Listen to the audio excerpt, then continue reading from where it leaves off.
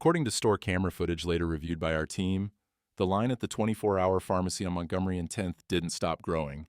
It braided itself around end caps of discounted shampoo and cheap cereal, a line of people calculating the cost of breathing, swallowing, sleeping. Fluorescent light sharpened the edges of faces. A boy in a gray hoodie stood at the counter with a woman who held her chest the way people hold on during small earthquakes. He pressed cracked knuckles to the glass and spoke clearly to the pharmacist. "I translate this for my mother's medicine," he said. Someone behind him laughed, a single exhale with a snort, unmistakable in the audio. If this story matters to you, like and subscribe for more stories that challenge prejudice and celebrate courage. The pharmacist, name badge reading Chen, kept her voice steady. "I can help if you want me to call the hotline," she said. It came out like a polite apology that could not change a computer screen. "I can translate," the boy repeated. "We brought the prescription. She's out of the inhaler she uses at night. He shot his mother a glance. "Mama, yo hablo. Está bien." His mother nodded without lifting her eyes. Witnesses later identified the boy as 16-year-old Mateo Rivera, a junior at Vernon High, and his mother as Lucia Rivera, a home cleaner who took 2 buses to this pharmacy because her clinic's on-site dispensary had shut down the previous month. According to clinic records, the closure came after a lease dispute. There is no evidence the clinic's staff had any fault. Ms. Chen kept typing. "I see the prescription," she said, but a sonide inhaler, 30-day supply. Guillaume. The monitor cast a bluish tint on her face. "Insurance says prior authorization. Copay at retail price is $312. If the prescriber faxes a note, maybe." "$312? Mateo's voice cracked. In the video captured by a sanitation worker, toyed with on social media, he leans forward, palms out, as if he could press the number back into the screen. Behind them, the man who had laughed swiped on his phone. A security alarm beeped somewhere in the aisle. "Try the generic," someone suggested. Ms. Chen wore the look we see in people who have done this routine too many times and see no routine in it at all. "Is there a discount?" Mateo asked. "We saw signs for a savings card." "If you sign up online," Ms. Chen said, "and if it applies." She looked up. "Do you have an email?" Mateo looked at his mother. "No email," he said. Behind him, in the line, the man in the navy coat and cashmere scarf laughed again, softly, eyes still on his phone.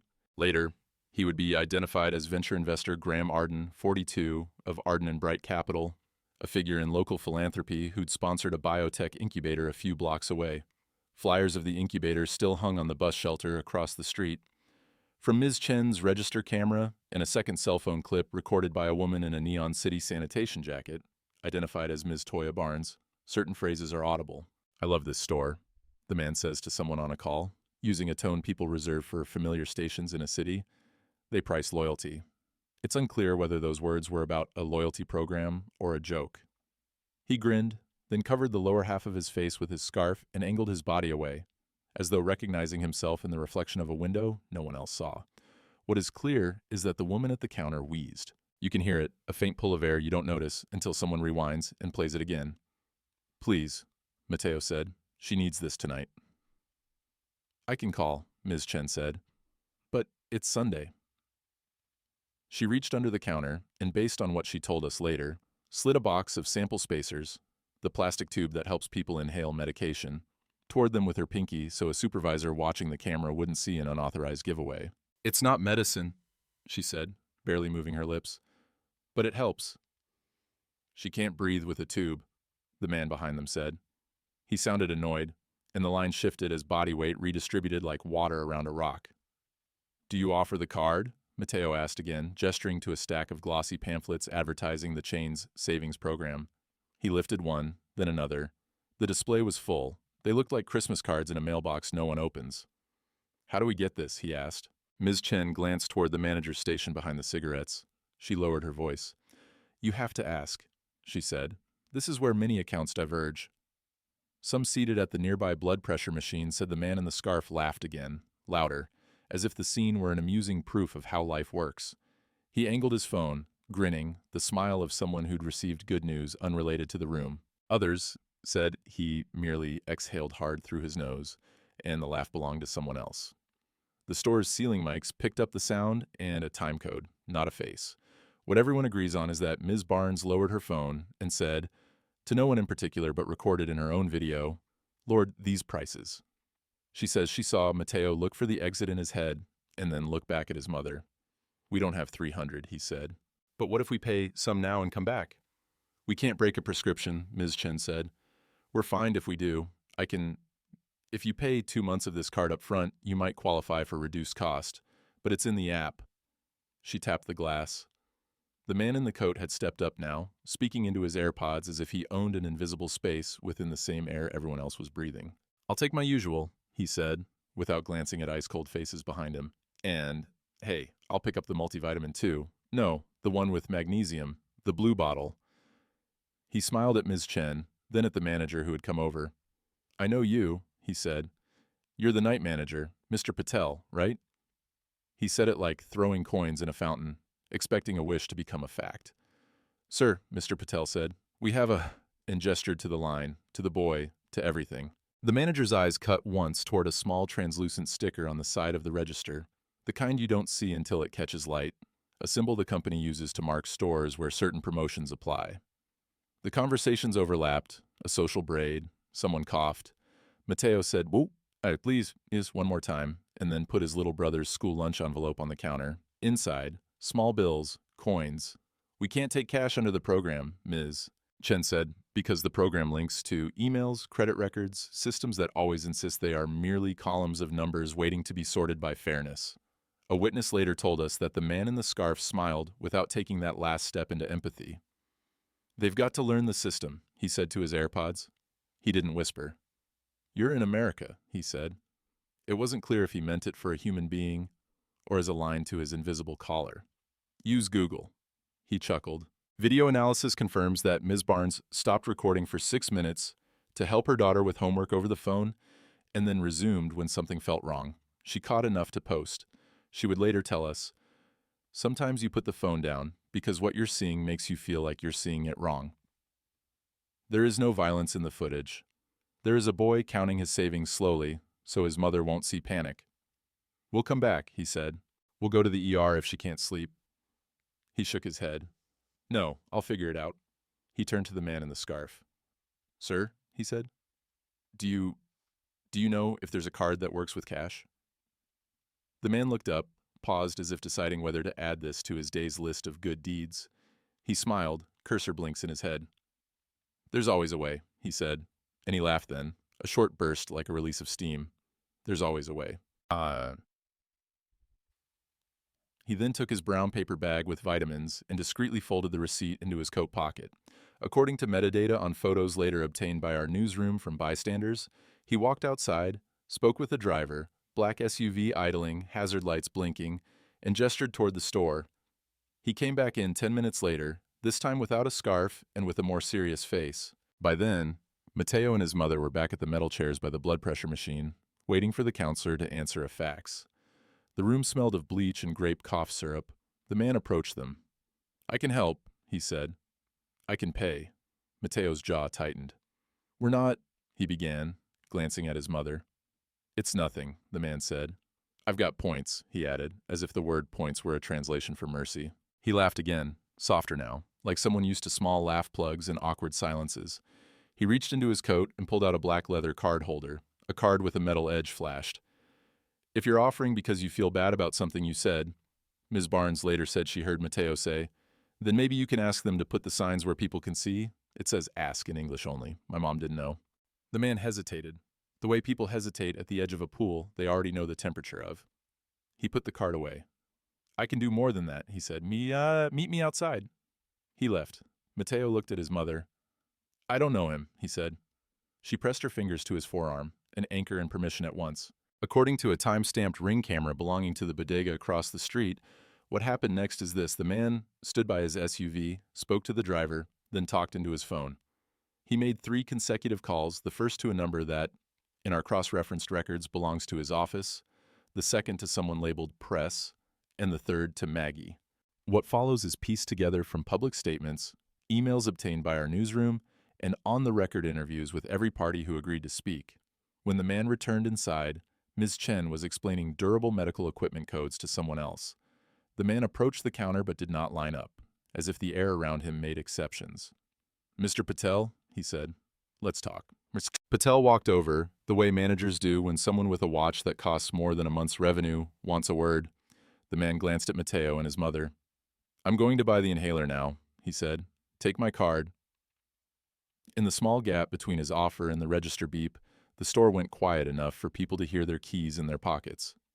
Mateo looked at his mother again.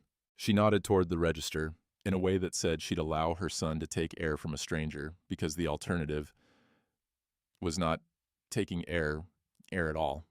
The man paid. He left a signature that looked like a line drawn by a person riding in a moving car. He then put a hand on his chest. "I was laughing at a joke," he told them. "I wasn't," but he was not finished. He handed Mr. Patel a business card, and according to witnesses said, "Call your district manager. Tell him I need him to fix the signage today. Spanish, Chinese, whatever they need. The coupons, the programs, you make them obvious.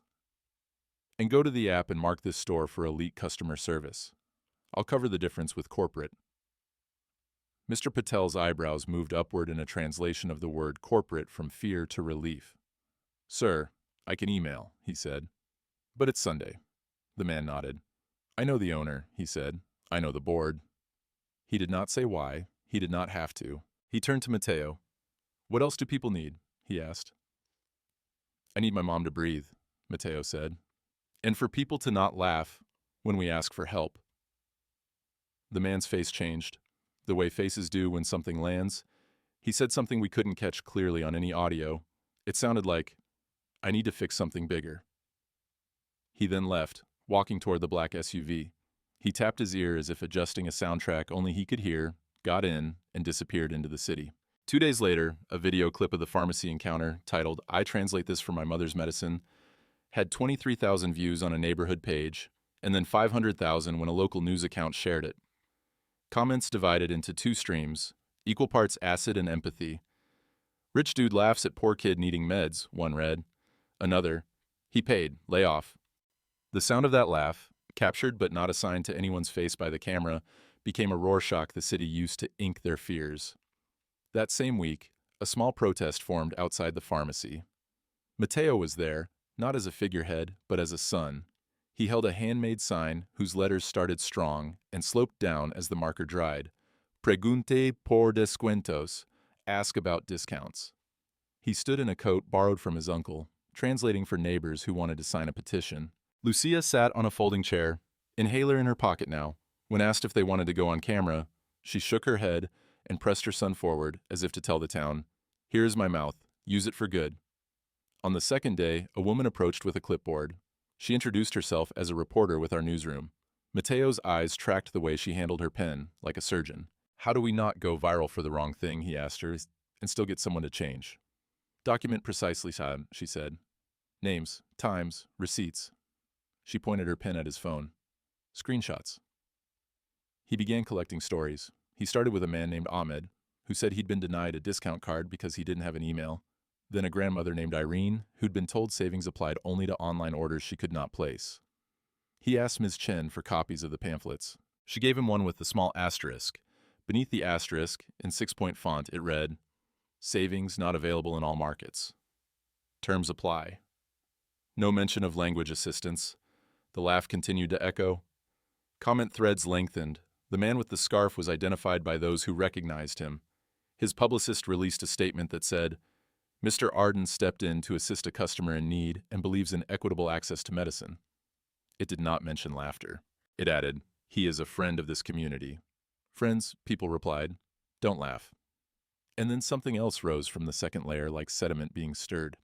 Internal messages began to arrive in the inbox of our newsroom, anonymous at first, then signed with unsteady courage. One came from a district manager at the pharmacy chain, whose email domain we verified. Subject, regarding store signage and discount programs. The body read, "I'm attaching a slide we used in last quarter's training. I don't feel good about it." One slide had the title, "Proactive Savings Segmentation."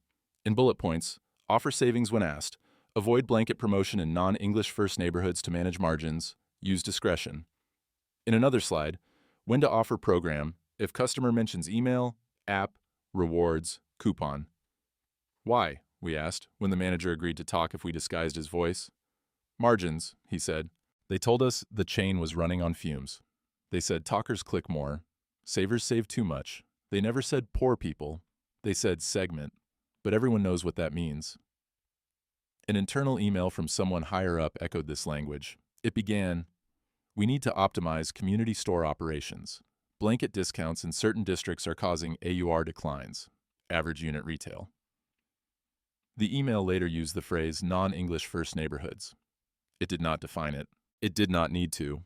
On a weekday evening, Mateo sat with a stack of these printouts at his kitchen table, which also functioned as their desk, their nail station, their chapel. He used a highlighter someone had given him at the protest to mark every sentence that drew a line from need to policy. According to the print pattern on the papers we inspected later, he had printed them at Vernon High's library after school. He also had another sheet on the table, a copy of a letter from a property company called Vale Row Property Partners, LLC, announcing a rent increase for the clinic Lucia sometimes visited. Effective immediately, it said, your monthly lease payment will increase by 22%. At the bottom, a name, Managing Partner, Valro G. Arden. We didn't know who he was, Lucia said in Spanish when we asked her about the man in the pharmacy. We only knew he laughed. She looked at the letter, then at the inhaler the man had paid for that day. We don't know why people do what they do, she said. We only know if we can breathe tonight. The city hummed with the story, and the story splintered into smaller stories that touched other lives. A clerk in a clinic sent Mateo a scan of a poster they had not been allowed to hang because the landlord did not like clutter. The poster was about a free translation service available by phone. Another message arrived from a woman named Renata, who had been fired from a call center that handled prior authorizations. She said they had quotas for how many approvals to park overnight to delay care and reduce costs for payers at month's end. She used the word park as if it were a neutral term, like file or hold. She sent spreadsheets. She had highlighted certain cells in yellow. By the end of the week, Mateo had a binder, a method, and a face people recognized. It is important to note he didn't seek to be a hero. In every interview, he says he simply didn't like that his mother could not breathe, and no one seemed to be in charge of that problem, besides a corporate model no one could see. He taped a phrase on the wall above their table, a line he'd heard his principal say once in an assembly. If it's not your fault, it's still your problem. The laugh returned in his dreams, which we do not have on record and therefore will not dramatize. What we do have is footage of him taking the bus to City Hall with his binder, his mother's hand on his elbow, and Ms. Barnes walking behind them with a bag of mandarins she said were for nerves. City Hall's hearing room smells like wood and microphones warmed by hands. According to the docket posted online, the hearing was labeled Language Access and Pharmacy Pricing Practices. The chair of the Health Committee, Councilmember Morales, called the session to order. People spoke. A nurse about life between doses, a landlord about market forces, a man who sold insurance explaining medical loss ratios until someone asked him to use words people could stand to hear. Then they called Mateo. He walked to the microphone and read from a page he had printed at school. My name is Mateo Rivera, he said. I'm 16. I live on 133rd Street. I'm here because I translate for my mother. I translate for other people now too, because after what happened, people started asking me. He looked up, then down, then back up, the rhythm of a speaker not performing but participating. What happened wasn't only about one medicine, he said. It was about all the stairs you make people climb to get to a door you say is open. He held up the binder. These are documents from the pharmacy chain, he said. These show a policy of not putting up signs about discounts in neighborhoods like ours. They say non-English first. That's us. They say savings should be offered when asked. But how do you ask if you don't know the word for coupon in English, if you don't even know there's a program? He placed his finger on a line. I also have emails from the call center that handles prior authorizations. They park approvals to save money. That means my mother has to wait to breathe. Some people in the chamber nodded, others looked at their phones. On the second row, a man in a navy suit sat with his publicist. He was not wearing a scarf in this room. The man's nameplate on the agenda read, Witness 10, Mr. Graham Arden, Investor. A graphic behind the dais showed company logos in neutral blues and whites as if neutrality could paint over choices. Mr. Rivera, Councilmember Morales said, we appreciate your courage. He glanced toward the audience, toward the man in the second row. We will ask the chain to explain these documents.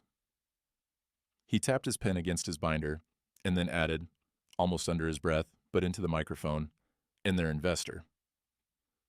When it was Mr. Arden's turn, he stood and did not use the same half-smile he had used at the pharmacy. He looked like a man who had stayed up all night deleting drafts. He placed his hands palm down on the table. He began with a sentence that could have been chosen by a publicist or by someone who had chosen, late in the night, to try the truth. "I laughed," he said. "I laughed at an inappropriate time." The room stilled. He continued, "I didn't understand what was happening at that moment. I was on a call. That's not an excuse, it's context. And I paid for a person's medicine, which doesn't erase anything. I thought I could fix it fast the way I fix many things, by paying. I realize now that things are broken in a way that money doesn't know how to understand yet." He looked down at his notes. "I own," he said, "a significant share in the private equity vehicle that owns 26% of the chain under discussion." He did not say the name. It was in the packets in front of each council member. "I also manage a property fund that has raised rents on clinics in this city. Those facts are the ladder that took me to my seat today." Some people who had come to hate him took a breath. People who had come to love their hate exhaled quietly. He continued, "Based on internal documents shared with me over the last 48 hours, and some of which I understand Mr. Rivera has submitted, there appear to be practices I find unethical." He paused, as if trying to find a word immune to PR. "Wrong," he said. "Unethical and wrong. The proactive savings segmentation document, the parking of prior authorizations, the language about non-English first neighborhoods. I was unaware of these practices." He lifted a hand as if anticipating rebuttal. "Unaware isn't a defense. It is a confession of negligence." A hard click of a pen somewhere in the room counted the word negligence. "I slept last night with that laugh in my ears," he said, and the image of a boy explaining his mother's breath to a computer screen that doesn't know anything about a mother's breath. He swallowed. "I called my lawyers.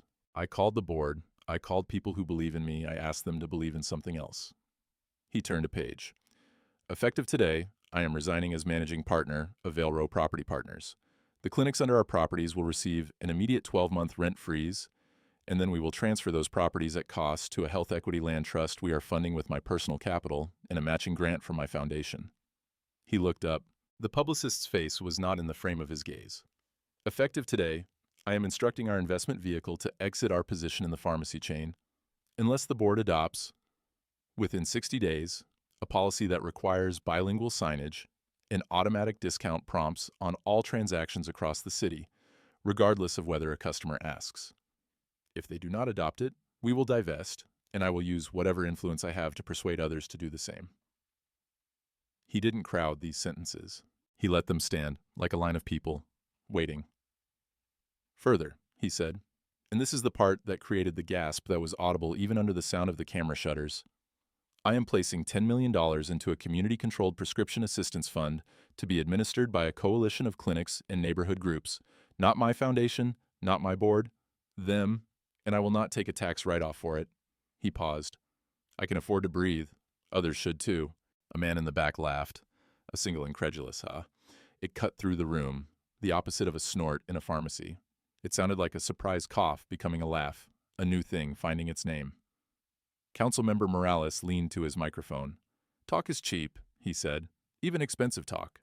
Will you put these commitments in writing under penalty of perjury?" "Yes," Mr. Arden said. "We drafted agreements." He held up folders. His hands shook slightly, the way ours do when we're carrying something that will change what we set down. Morales nodded. "And will you meet with Mr. Rivera and others he represents to discuss the language access policy?" "Yes," he said, glancing at Mateo for the first time in a way that looked like seeing. "I need him to teach me a word today," he said, a line that would be replayed and mocked and also used to raise money for the community fund because humility sells better than apology. After the hearing, there was the video of the hallway outside, the fluorescent light less cruel in the morning now. People posed for pictures, not with a celebrity, but with a boy carrying a binder. He did not smile like a star. He smiled like a person who still had homework tonight. He told our camera, "We're going to read all the fine print," he said. "And we're going to make sure the giant print is in Spanish too." Lucia stood in the shadow of a column, inhaler in her pocket in case the room made her lungs small. She fumbled with her scarf. When we asked how she felt, she said, "It's good when someone rich decides to be somebody." She looked at her son. He was already somebody, she said. He was already my translator. There are cynics who argue the man's act was a calculation. Calculations do not usually look like transferring assets to a land trust you can't control, we observed, but skeptics can do math in their own register. According to filings with the county recorder's office reviewed by our newsroom, deeds began to move. According to a bank letter we obtained, funds arrived in an account controlled by a coalition. According to a photo posted by Ms. Barnes, new signs went up in the pharmacy, English and Spanish in the same sized font. Savings are available. Ask us. It was small, but it was a difference. Ms. Chen smiled with her whole face for the first time we'd seen. In Mateo's backpack, between algebra and history, a new pencil case held index cards with words he wanted to learn to say in 3 languages. He added prior authorization, translated phonetically for a neighbor from Yemen, who laughed, and tried 3 versions and then laughed again when he got it. The laugh now belonged to someone else. At the pharmacy, Ms. Chen placed the inhalers on the shelf and under her breath repeated a phrase she'd heard at the hearing. Automatic prompts. She wrote a note to her district manager. System must ask me to save everyone. She added a smiley face, which undercut nothing and helped her believe it. The chain's board released a statement listing bullet points that will bore you because they are the language of slow repair. Working groups, audits, corrective policy. But one bullet mattered. In all locations, point-of-sale systems will automatically apply all eligible discounts, and language access signage will be mandatory in the 5 most commonly used languages per district. They did not use the term non-English first again. A week later, Mateo stood outside a community center where the first meeting of the fund's advisory board would convene. He wore the same gray hoodie. He held printed agendas he'd stapled at school, each with the words "translation available" in 3 languages. He greeted people. He wrote their names. A woman with a clipboard pen and a quick smile walked in. Her name was Maggie, and she would later be identified as the assistant who took Mr. Arden's call that Sunday. She shook Mateo's hand. "We'll sit in the back," she said. He nodded. The room smelled like coffee and markers. If you need an ending where everyone becomes friends, you won't find it here. That's not how cities operate, but you will find people who didn't expect to sit together at a table, about to sit together, and try to split money into fairness. According to the notes from that day, a woman named Irene, who had trained to be a teacher but never got certified because of the cost, suggested a method for allocating assistance. "Give more to those who ask least," she said. People nodded. A man named Ahmed suggested a text system that works without the internet. A teenager raised his hand and asked if this would look good on a college application. The room laughed. They weren't laughing at anyone. They were laughing because it felt safe. That afternoon, we went back to the pharmacy on Montgomery and 10th. The line still wound like a river around end caps. People still calculated breathing and swallowing. The fluorescent lights still hummed. But there was new paper on the walls, in colors that changed nothing and something, blue and green. The pumps applied the discounts without a prompt. A mother with a toddler on her hip took a pamphlet and whispered gracias to Ms. Chen without worrying she would be told to download the app as an answer to hunger. Mr. Arden walked into the store alone on a Thursday night without AirPods. He stood in line the way people in lines stand when they believe the line is fair. He bought his vitamins and a bottle of water.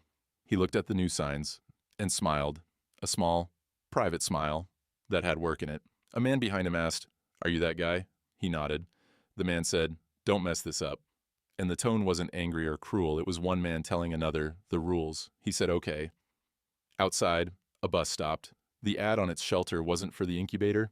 It was for the clinic that was reopening in a month under the land trust. A banner would go up then with a sentence translated into 3 languages. "We can help you breathe." One evening, Mateo stood at his apartment window and watched children kick a ball against a graffiti-covered wall. The thump-thump, marking time the way clocks used to. He opened his binder, now heavier. He added a printed email he'd received from a mid-level executive at the pharmacy chain that said, "Thank you for the pressure. We had discussed this for months. It took the hearing to move it." He wrote on a sticky note, "Sometimes the door isn't locked. It's just heavy." He stuck the note on his wall. We asked him what he would tell people who laughed at the wrong time now. He thought for a long moment. "I'd tell them to look where their laugh lands," he said. "You can't always help what comes out, but you can help what you do next." He glanced at his mother stirring beans in the kitchen, breathed in the steam, the whisper of garlic. "I'd tell them to show up the next day, to fix something daily." He walked to the living room and sat with his mother. He read a label on a bottle to her, slowly, making sure that each word landed where it needed to. In the quiet between words, there was no laughter. There was breath and the sound of a city moving through its people. There is a story we tell in this city about greatness, the rich man who descends with a wallet to save the day. There is another story we should tell louder, the boy who thought the day could be different and took notes. In courtrooms and counseling rooms and the pharmacy under the blue signs, people are now dealing with the unglamorous work of policy. It will take time, it always does, but a son who translated for his mother will be in those rooms, or someone like him, reminding the language to stay honest. When we asked Lucia what she wanted people to remember, she said, "Language is a bridge or a wall. My son makes bridges." She tapped the inhaler in her pocket lightly, like a metronome. "He makes bridges without money," she said, "and that is the richest thing." She paused, then added in English with Mateo's help, "Sometimes help comes from where you don't expect, but the truth comes from the people who live it." She smiled, tired and luminous, and that smile didn't ask to be explained. We close this reporting with a line we heard more than once in the neighborhoods where the phones always run out of battery, and yet people find a way to call. You don't need a fortune to pay attention. If this story resonated, like and subscribe for more stories that challenge prejudice and celebrate courage.